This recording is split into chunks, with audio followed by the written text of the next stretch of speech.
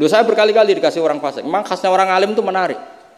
Angger kira menarik berarti taqabbalallahu minna itu. Saya sering ketemu orang, loh betul.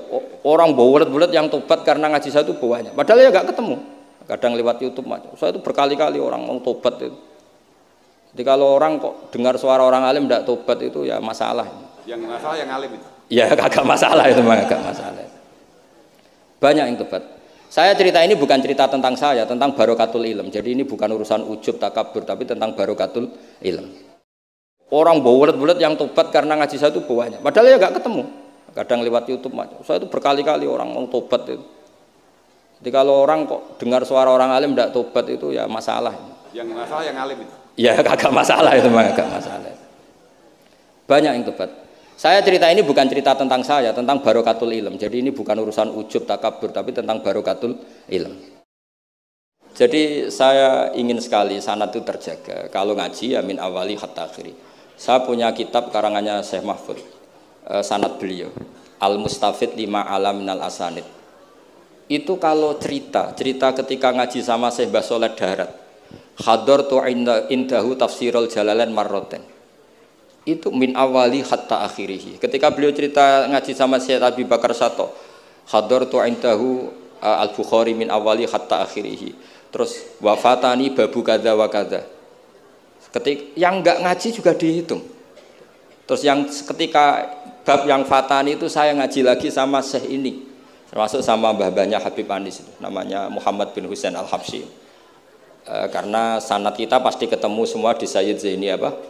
Dahlan. Jadi yang Solo itu Habib Anis kan Anis bin Alwi bin Ali yang punya sohib simtut apa? Durer. Ali ini bin Muhammad ya bin Husain. Nah itu juga mufti Syafi'iyah.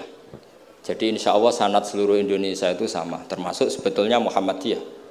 Tapi Muhammadiyah kan terus man ba'dahu ini terus udah ngaji. Man ba'dahu setelah siapa itu? Mbah Dahlan dodak ngaji. Sebenarnya sanadnya sama. Dulu Mbah Dahlan itu yang ngajinya bareng Mbah Hasyim. Yang Mbah Hasyim lebih mulazamah ke Syekh Mahfud, sing Mbah Dahlan lebih mulazamah ke Syekh Khotib Minangkabau. Syekh Khotib Minangkabau terlalu modern, beliau berafiliasi ke gerakan Muhammad Abduh. Jadi agak-agak sudah tahu gerakan Ikhwan. Sehingga Mbah Dahlan pulang ke Indonesia dengan gaya reformis, yang Mbah Hasyim tetap mengikuti tradisi salaf karena beliau lebih terbentuk oleh Syekh siapa? Mahfud. Kita tahu Syekh Mahfud itu adalah murid Sayyid Abi Bakar Sato. Abi Bakar Sato itu kalau Jawa itu kira-kira ruju lah. Itu yang barep namanya Umar Sato. Sayyid Umar Sato itu yang gurunya mbahnya Mbah Mun. Mbah kandungnya Mbah Mun dari ibunya namanya Ahmad bin Su'aib. Itu dulu mondok di Mekah muridnya Sayyid Umar Sato. Dan itu beliau nggak pernah ngajar kitab besar, nggak pernah ngajar Ikhya atau kitab-kitab besar.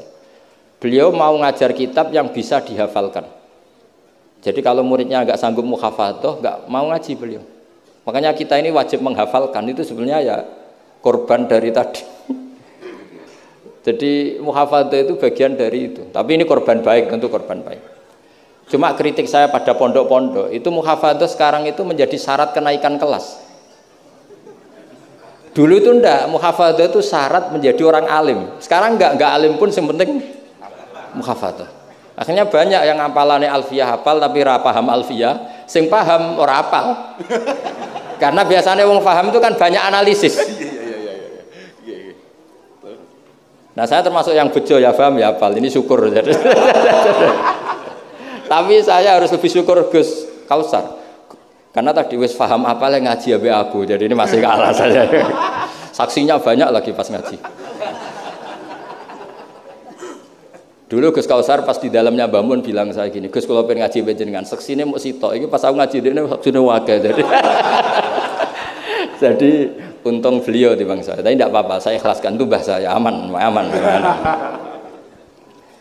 Ilmu itu harus dikritik, sehingga dulu ulama itu biasa tadi, saya contohkan dari Alfiyah ya, karena yang identik dengan Mbah Jazuli. Ibnu Malik itu muridnya Imam Sakhawi, beliau ahli qiraah sab'ah. Imam Sakhawi itu muridnya Imam Syatibi. Kita tahu Imam Syatibi terkenal sekali dalam dunia sab'ah. kan Nawawi fil Fiqhi kira-kira. Karena yang bisa menerjemahkan sab'ah populer itu Imam siapa? Syatibi yang punya karangan Khirzul Amani. Saya pernah belajar kitabnya Khatam. Sehingga Ibnu Malik itu terbentuk oleh qiraah sab'ah. Sehingga kalau beliau mengatakan fin nazmi wan nasri sahihi musbata, teori saya itu bisa dibuktikan baik dalam syair, maksudnya nazam di situ adalah syair, wan nasri sahih. Nasri sahih artinya qiraatu Abi Amrin. Karena qiraatu Ibnu Amrin itu mengatakan wattaqullahalladzi tasaaluna bihi wal arhami.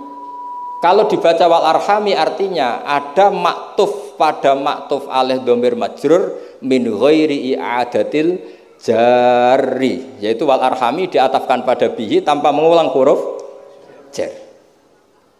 Tapi jumhur tentu lebih keren karena jumhur ngikuti qiraah masyhurah wattaqullahalladzi tasaaluna bihi wal arhama. Jadi jumhur memang bacanya wal arhama diatafkan ke Allah, bukan diatafkan ke bihi. Ketika Ibnu Malik mengatakan fin nazmi, saya tuh nggak pernah terencana mau ngomong ini gara-gara ini mau bully Gus Kausar ini tadi. Maksudnya mau bully tadi, dulu guru-guru kita pindah pondok ke Peloso karena kepengen alfiyahnya Mbah Jazuli. Itu harus terjadi lagi era cucu-cucunya, jangan sebaliknya. Ya siap demo ya. Kak wani nah santri Peloso mesti. Kualat. Nah ini ngeritik yang membangun. Jadi Ibnu Malik karena cucu murid sama Imam Syatibi itu dia ahli qiraah sab'ah. Sehingga bacaan-bacaan di sab'ah itu yang menjadi dalil beliau ketika punya rumus nahwu. Termasuk beliau meyakini bahwa seperti itu ada, yaitu fin nazmi wan nasris sahih. Maksudnya nasrah itu qiraatu Abi Amrin atau ba'dul qurra sab'ah membaca apa? Wattaqullahalladzi tasaaluna bihi wal arhami, bukan wal arhama dalam qiraah itu. Sehingga sebetulnya kalau bicara sanad itu tidak ada ilmu yang asing. Ya tadi karena bapak saya hafid, bapak saya ini teman abahnya ini. Bapak saya dulu akrab sama Gus Mek, Gus Dah. Beberapa kali putranya Gus Dah lahir itu yang semaan bapak saya. Bapak saya itu hafal Quran. Makanya saya ketiban barokah beliau saya juga ngapalkan Quran mulai kecil. Terus saya sambil ngaji di sarang. Jadi saya termasuk wong bejo. Jadi ngaji fikihnya di sarang, terus saya punya tradisi keluarga Quran karena buyut-buyut saya dari ibu itu semuanya keluarga Quran. Yang dari bapak itu keluarga ahli tirakat. Jadi cara kalau daftar wali insya Allah cepet. Karena mbah saya dari bapak itu tidak pernah keluar dari kamar. Jadi kayaknya cepet lah kira-kira gitu. Gambar lah. Iya, jadi saya ini daftar wali ya gampang, daftar ulama ya gampang. Kalau daftar orang goblok tidak daftar sudah jadi. Itu lebih gampang lagi gitu. Lebih gampang lagi. Saya teruskan menyangkut teori ilmu. Saya sering guyon di mana-mana dan ini nyata. Dulu itu pernah seorang ulama meragukan, jangan-jangan benar-benar cengkeh itu pewangi. Buktinya kalau bikin kue itu dikasih cengkeh supaya tambah wangi. Pertanyaannya secara fikih, kalau cengkeh itu pewangi, berarti orang rokok pas ikhram itu bayar dam. Karena pakai apa? Pewangi. Oke, itu hampir putus. Tapi ada yang nyoal, ya kayak jenengan-jenengan Fasul Masail itu. Berarti orang Jumatan sunat rokok. Karena itu pewangi. Gitu. Jadi silahkan imamnya ya rokokan, makmumnya. Wah ini kan at-tatayyub yaumal Jum'ah. Wah itu bisa celaka itu. Barokahnya penggugat itu fatwa itu di cancel. Udah usah. Batal. Kacau semua. Artinya debat itu penting. Debat itu penting. Karena orang akan tahu. Makanya Alfiyah dari awal sudah memaklumatkan fa'iqatan Alfiyah tabni muti. Karena ilmu itu setelah digugat itu kelihatan salahnya. Yang paling masyhur dalam usul fikih misalnya. Ini saya ngomong kelas A karena hormat sama santri Al-Falah, apalagi ini katanya peserta Fasul Masail. Nah, rafahmi kebuangetan. Sampean enggak usah tersinggung biasa saja, ini kan ranah ilmu. Ya nak mbak-mbak boleh, wong itu oleh tersinggung, wong lanang ora oleh. Biasa wong itu tersinggung, wong lanang kebablasan. Notabene dalam usul fikih atau dalam hukum fikih itu kan hukum yang wajib, haram, mubah dan sebagainya. Itu banyak ulama yang mengatakan mubah itu tidak ada. Padahal mubah itu terkenal sekali, tapi sebagian ulama mengatakan mubah itu tidak ada. Kenapa tidak ada? Ya karena setiap orang melakukan mubah pasti bersamaan dengan itu tarkul haram. Misalnya tidur itu mubah, padahal pas tidur tidak zina, tidak maling, tidak korupsi, tidak demenan, tidak macam-macam. Berarti tidur itu mubah apa tarkul haram? Tarkul haram. Tarkul haram wajib apa mubah? Wajib. Berarti turu? Waduh. Potongan-potongan ini untuk ijazah rusak. Natijahnya gambar. Di situ jelas, sampean kalau nggak percaya cari di Lubul Usul itu. Alasannya Al-Ka'biyah izmamin mubahin illa wa yatahaqqaqu bihi tarku haramimma. Sama siapa takbirnya? Tidak ada sesuatu yang mubah kecuali saat Anda lakukan pasti banyak keharaman yang Anda tinggalkan. Fa yatahaqqaqu bisukun tarkul qatli wa bisukut tarkul qadzaf. Orang diam artinya enggak bunuh orang. Orang tidur artinya enggak ngerasani orang. Wa tarkul haram wajib, fal mubah wajib. Ternyata akhirnya yang hukum mainstream bahwa mubah itu ada dirubah, wal mubah min haitsu dzatuh, ditambahi min haitsu dzatuh. Karena kalau min haitsu atharul mubah adalah wajib karena terjadi tarkul haram. Itu barokahnya gugatan. Akhirnya wal mubah min haitsu dzatuh. Ya umumnya mas saya sarang baca min haitsu dzatuh karena masih ngikuti kaul ashah kalau haitsu wajib mudhof pada jumlah. Tapi kalau ada yang baca min haitsu dzati anggap ae wong pinter. Mergo roh kaule nak haitsu le mudhof ning mufrad, ya anggap ae wong pinter. Utawa pancen ra iso. Ya utawa ketepaan ya tadi tidak tahu saya. Jadi ini santai-santai saja, sampean dendam ya boleh karena saya gojlok. Tapi saya berhak lebih dendam karena saya jauh-jauh dari kesini untuk ngaji sama sampean gak matur nuwun kebablasan. Padahal saya sesuk harus ngaji di Sedan. Nah kembali ke Said Umar Sato. Said Umar Sato ini punya murid namanya Ahmad bin Syu'aib. Yang akhirnya Mbak Ahmad ini punya putri namanya Mahmudah, terus punya putra Mbah Mun. Mbak Ahmad Syu'aib ini punya cucu namanya Hamzah Sato yang besok saya ngaji. Jadi biasanya ngaji di Sedan tuh hanya dua. Yang khataman Quran saya, yang ngaji pengajian umum Mbah Mun. Mulai dulu ya zaman bapak sama Mbah Mun, sekarang saya sama Mbah Mun. Sudah ada mungkin 14 tahun saya bareng Mbah Mun. Yang ngaji Qur'annya saya, yang ngaji pengajian umum Mbah Mun. Tapi kalau besok karena Mbah Mun sudah wafat, intaqala ila rafiqil a'la, saya mungkin sama Gus Wafi atau sama siapa. Said Hamzah ini juga yang Hamzah bin Abdullah bin Umar. Sehingga sanad di daerah saya itu benar-benar jadi sanad yang luar biasa dekat dan bahkan jadi sanad dan ahwalian, bukan sekedar sanad seperti untian mutiara atau untian, tapi memang sadi perilaku. Sampai guyonannya itu orang alim nara setengah hafal i'anah. Orang alim nara pati setengah hafal. Karena i'anah ini dibawa cucunya ke Sedan, ke Sarang, ke Naruan. Bahkan Said Hamzah itu sering tidur di rumah saya dulu.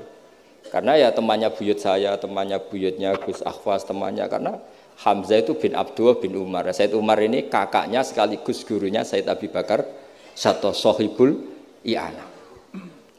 Jadi makanya saya ketemu jenengan ya pede saja. Buyut-buyutku koncone sing ngarang kitab. Lagi putu padha ra iso ngarange lah. Tapi suatu saat insya Allah punya karangan, nggih tunggu mawon. Ojo karangan bunga, karangan kitab maksudnya karangan kitab. Sembrono. Memang benar-benar ngarang kitab. Nah, kenapa ilmu itu butuh digugat? Kalau ndak ya habis kita. Misalnya kitab Takrib itu mengatakan mabit bimina Musdalifah sunat apa wajib? Sunat. Fathul Qorib membenarkan yang benar adalah wajib. Padahal kitab kecil. Karena Fathul Qorib itu nyarai Takrib, kitabnya mau kecil. Itu aja sudah ada gugat menggugat. Apalagi Bahsul Masa. Nggo takbir pirang-pirang dino nganti runtusan, jebule keok. Kan yo isin. Ya cara saya emang harus ngeyel itu satu-satunya acara ini kan harga diri. Apalagi di daerah santri ini kan isin Gus. Oh isin pol Gus. Lah musokhah yang bijak adalah yang memutuskan mauquf. Makanya kalau musokhah bilang mauquf, kemungkinannya dua. Kalau enggak bijak ya panjang ra paham. Karena masalahnya mustabih, kayak iya kayak tidak. Enggak apa-apa. Enggak paham itu bagus kok. Kalau memang masalah itu sulit bagus enggak paham. Kalau sulit kok memaksa paham ya bebo paham. Saya punya sekian contoh ya perdebatan ulama. Saya punya kitab namanya itu Al-Ghiyasi fil Tithamidz Dzulam, karangannya Imam Haromen. Saya juga punya kitab Nihayatul Matlab fi Dirayatil Madzhab. Saya juga punya kitab disertasi doktor profesor cucunya masih keluarganya Syekh yang di Syria, namanya Adib. Niku nulis disertasi doktoral tentang Imam Haromen. Itu luar biasa. Ternyata saya cek isinya Ihya sama Imam Haromen fil fikih, tentu fil fikih karena selain fikih Imam Ghazali itu tidak nginduk Imam Haromen. Sudah saya katakan tadi, fit tasawuf nginduk Kutil Qulub, fi manaqibil akhyar nginduk kitab apa? Hilyatul Auliya. Dan memang kitab itu harus nginduk supaya muttabi. Itu misalnya fikih begini, pertanyaannya fikih begini.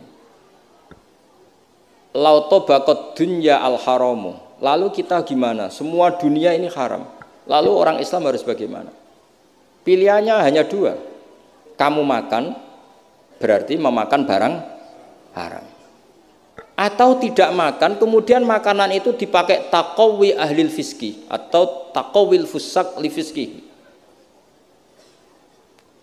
Itu debat. Sampai saya saking lamanya belajar, sampai saya sholat hajat ingin paham.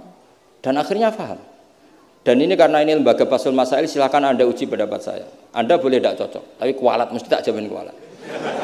Karena mikir saya sudah lama dan sudah saya konsultasikan sama Allah lewat istikharah. Sampai dadakan gugat, oh mesti kualat. Nah kalau gak kualat berarti podo alime lah gitu kira-kira. Nggak, misalnya gini, saya misalnya ini contoh. Zaid itu fasik. Fasek punya uang 1 juta. Saya ulang lagi, Zaid itu fasek punya uang 1 juta. Delalah pas ketemu Gus Kausar karena melihat wajhul alim itu barokah. Delalah itu. Kepikiran ngekekno duit nih Gus Kausar. Gus, uang ini untuk jenengan. Loh, saya berkali-kali dikasih orang fasek. Memang khasnya orang alim itu menarik. Angger kira menarik berarti taqabbalallahu minna itu. Saya sering ketemu orang, loh betul. Orang bulet-bulet yang tobat karena ngaji saya itu banyak. Padahal ya enggak ketemu. Kadang lewat YouTube aja. Saya itu berkali-kali orang mau tobat itu. Jadi kalau orang kok dengar suara orang alim tidak tobat itu ya masalah. Yang masalah yang alim itu. Ya agak masalah itu, memang agak masalah. Banyak yang tobat. Saya cerita ini bukan cerita tentang saya, tentang barokatul ilm. Jadi ini bukan urusan ujub takabur, tapi tentang barokatul ilm. Kayak tadi saya cerita barokahnya Gus Dah. Akhirnya Gus Kausar yang dapat ning Jasil. Yang ngaji abahnya, yang panen saya. Yang panen Gus Kausar. Semoga nanti diwales. Nanti yang kangelan di ini panen anak, tapi ya gak apa-apa, semua anak itu gak apa-apa. Saya ulang lagi ya. Ilmu itu, saya tadi cerita kemana yang apa? Ya, 1 juta. 1 juta tadi. Gus Kausar karena sufi, sufi latihan, masih coro wali, masih amatir. Masih amatir. Milih dan nerima. Wah enggak, saya ini Gus, saya ini orang bersih, gak mau nerima uang dari orang fasik. Kemudian si fasik ini potensinya. Ya wes tak kena ora gelem, tak nggo demenan meneh, tak nggo judi meneh atau tak nggo medok meneh. Tapi kalau gelem, bisa saja orang ngomong gini, kiai ketemu wong fasik gerduwe ya gelem. Potensinya ini kan, lah ini wajib mauquf, kalau seperti ini wajib mauquf. Wajib mauquf ini. Kalau enggak mauquf bahaya itu. Wajib mauquf kan? Karena kalau nerima ternyata kiai itu sangger duwe kaum fasik lah. Gelem. Tapi kalau tidak menerima kemudian hadzal zalim yasta'inu bihadzal mal li fi'lil haram, salah kamu kan? Andai kan kamu terima, kan dia tidak punya perangkat untuk beli khomer misal atau beli wedoan. Ini bisnis saya beli wedok katanya, enggak tahu saya maksudnya. Tapi gara-gara tidak kamu terima, dia cukup punya uang untuk beli tadi yang haram-haram itu. Kamu ikut salah enggak karena menolak? Tapi ketika kamu menerima kemudian orang alim tercemarkan, wong alim gampang kayak duit menang. Ayo milih mana? Ayo silakan dimulai Basul Masailnya. Ayo silakan. Ayo ini ada mushaf banyak di atas ini. Jawab sekarang apa tidak usah dijawab? Ini masih 5 menit ini. Mauquf atau Mauquf. Ini dari ketika Ken kita bijaksana. Mauquf kata beliau mauquf. Nah, Tapi sebetulnya padanan seperti ini itu ada. Saya tidak bilang jawab loh, padanan seperti ini ada. Ya misalnya tadi, ghanimah itu amwalul kufar. Ya gitu aja, tidak usah saya terangkan detail. Ghanimah itu amwalul kufar. Dan namanya amwalul kufar bisa saja mereka dapatkan, dan kebanyakan, bukan saja kebanyakan dari jual khomer, jual babi, mungkin nyuwun sewu sebagian jual prostitusi, namanya amwalul kufar. Maka normalnya ghanimah itu haram, karena min amwalil kufar yang notabene pasti materinya banyak yang haram. Sebab itu normal ketika ghanimah itu diharamkan oleh Nabi sebelum Rasulullah Muhammad SAW. Oke, itu fikih pertama. Fikihnya Gus Kausar tadi yang masih latihan tasawuf itu benar.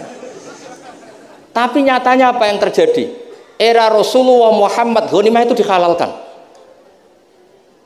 Karena kalau itu dikembalikan ke mereka, pasti yasta'inu nabiha alal ma'asi, pasti dipakai perangkat maksiat. Makanya ini clear mauqufnya. Yang kubu sebelah nabinya sebelum Nabi Muhammad, yang kubu sebelah nabinya Nabi Muhammad. Enggak apa-apa. Dan dalam hal seperti ini kita memang boleh ngikuti siapa saja.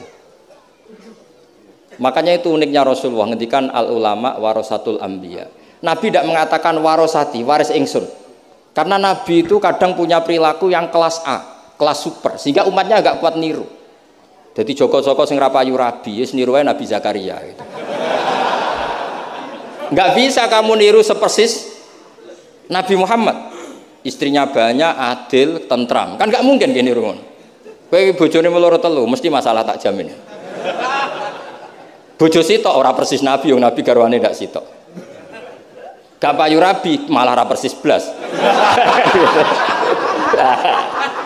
Nah, kalau sudah seperti ini ya sudah, al ulama warasatul anbiya. Nah, kebetulan ada nabi yang enggak nikah, yang masyhur Yahya dan Isa.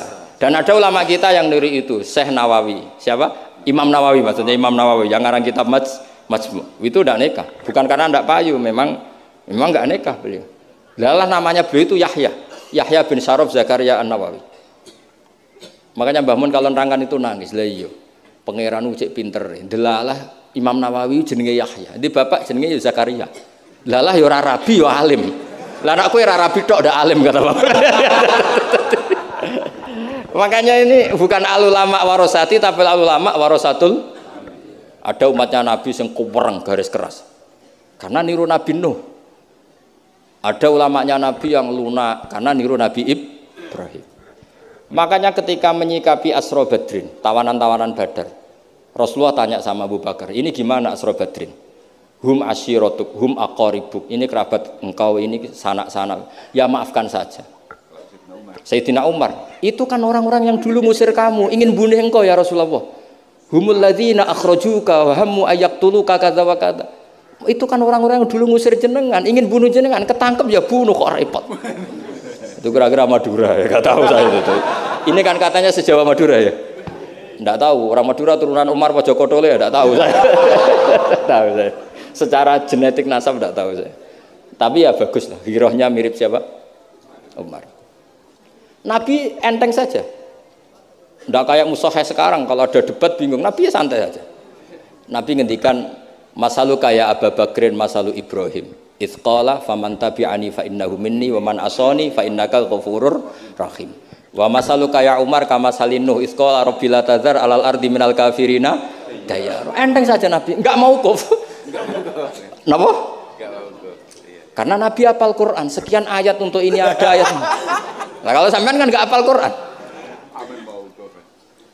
Pokoknya ada takbirnya di kitab apa? Pokoknya ada. Wong jenenge kitabe ora roh pemene halamane. Wis musibah. Ya tapi sudahlah, ini zaman akhir sudah begini sudah baik. Sekian, wassalamualaikum warahmatullahi wabarakatuh.